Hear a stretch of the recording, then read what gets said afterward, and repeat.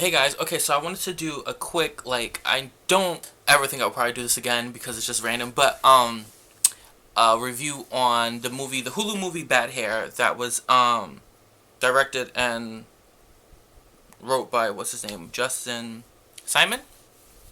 Anyways, the movie, if you already don't know yet, it's just pretty much about getting hair. Like, it's just about in the 80s, getting weave sewn in and coming to find out this is an evil weave. There's more to this. This weave is like possessed, and it pretty much, takes over you. And that's pretty much the premise. You can get that definitely from the previews. Now, the rest is going to be spoilers and stuff from that if you continue watching. But anyways, it really took a whole nother twist into black hair for women because everyone knows this. I mean, if you don't know, then you're part of the problem. Where black women's hair has been judged from the outside, and then now it's been the people inside now judging everyone as well, and it's just took it to a whole nother level of, you know, another level of where it's still, yes, it's fake, but it's like kind of still reality because you're sewing someone else's hair into your head to conform to someone else's standard, and it takes over you in a sense. In the movie, obviously, it's a legit possession. So pretty much, I'm not gonna remember half these names, so that's why you need to go watch it, to understand pretty much everything. But the character's name is Anne or Anna. Um, I think it's Anne. Listen, I had everything right here, and my ass is yes, Anna. Anna, and she's in the beginning like she's getting a perm, and she has chemical burn, so she's a burn in her head, and then from there on out for the rest of her life into her adult life, she just has natural hair and she does it herself, and then she works in this TV company or network, TV network, and it's getting changed, and she needs to conform to that, and the new boss is Vanessa Williams. Her name's Zora, and she told her that she needs to do something with her hair, and that's when it all really starts. Her assistant gave her the card of the hairdresser to go to. Is Virgie's, which is Laverne Cox's hair. She plays the character of Virgie. She gets her hair sewn in there, but the hair is more. It's a whole different thing. It's like this folk tale that she didn't believe in, and then it comes to life. I mean, overall, I feel like the movie was really good. I mean, a lot of people have a lot of bad reviews for this, which is crazy because I feel like the budget was very well for this movie. Yes, I guess it was on the lower end, but nowhere near. A lot of people just feel like things were missing, and he took something that's a severe issue, especially amongst black women, and made it into something to see so people can understand it a little bit more if you don't understand it. The hair itself is it's supposed to be like moths.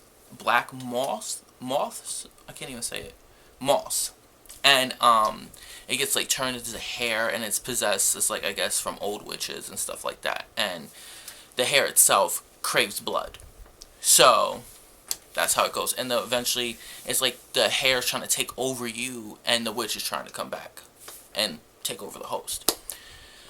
And that's a little extra, twist into it. But when you think of the whole concept of black hair and how even back then, in the 80s when a sewing weave became very popular because, you wanted, yes, people was already relaxing. Now you just want even more of straight hair or whatever just to fit in, especially if someone, back then, if you had natural hair, and this is like Anna, she had natural hair, so, her boss was saying if you walk to any job here, they would never hire you just because of your hair.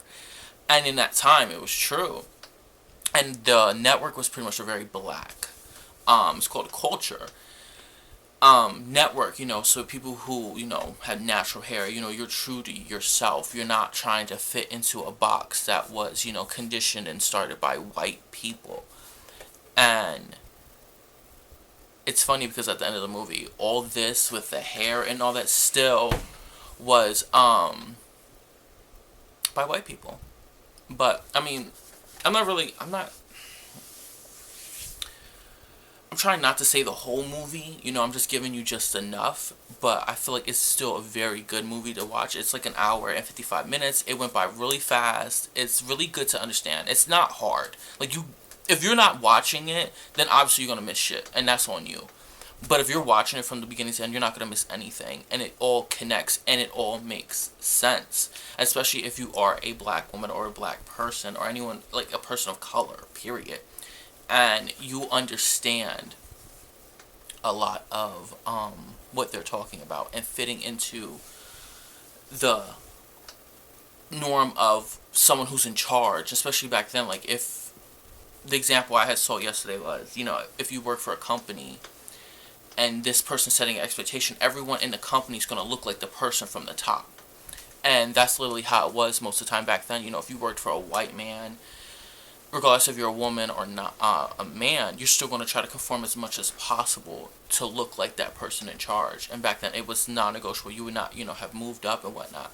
There's a lot of really good connection with the pain and suffering of, and still today, of women in their black hair that have been judged. And today a lot of women still do the back and forth, black women telling other black women what to do with their hair, and a lot of that is just conditioning that's still there, and another conditioning other people into believing what they conditioned to believe. And when you get past the conditioning and just live for you and don't care what someone else, like, I mean, to me, I don't think people need relaxers, but if you have relaxers, so the fuck what, by all means, just do what you need to do to take care of it. But and same thing with natural. We have both people going back at each other, telling us, well, you shouldn't do this, you shouldn't do that, and X, Y, and Z, and just assuming. And I've always told that if you're assuming, you're an asshole. You shouldn't be assuming. You don't know why someone's doing something. And then it's not your business. It's their hair. But granted, there are some people who do stuff to their hair because of conditioning. Yeah, whatever. We know those. But those are usually the same people who are judging people for what they're doing to their hair. And that's the whole, like, people like to just dismiss them. But I mean, the movie has a really good premise of all of that. I feel like if you're one of those people who don't like weaves and think weaves are the devil, don't watch this fucking movie because you're part of the problem. Like, goodbye. Ain't nobody want to hear your little opinions, and then you're gonna start doing your little spew of how weaves is the problem, and you're just missing the whole point of the fucking movie. No one want to hear what you gotta say. But yeah, that's pretty much it. I just want to keep it simple. I don't want to keep it too long. This is like already gonna be like 8-9 minutes. I just wanted to like let you know, like, it's a really good movie. I just feel like everyone should really go see this and actually watch it. Definitely get Hulu, if you don't have it, or find somebody. Listen, find somebody who got Hulu and log in and watch it. But yeah, I think it was a really good movie. I think the graphics was good enough. There's some moments that was a little but I mean, overall, I would give this movie like a really good A. And I mean, for me, because it's hair, and also the connection of how the whole women and hair situation goes, I mean, I love hair and I understand that concept and all of that. It works for me. I love it, and I just love hair. Honestly, believe too, like, this is my opinion. I feel like they were probably having a lot of fun with this hair because hair was swinging all throughout this damn film and stuff like that. The director, Justin, he's definitely, part Team Rainbow. So, and he was saying that, he's observed it. Of course, he's never experienced that, but he's observed it from his sisters and mother and whatever.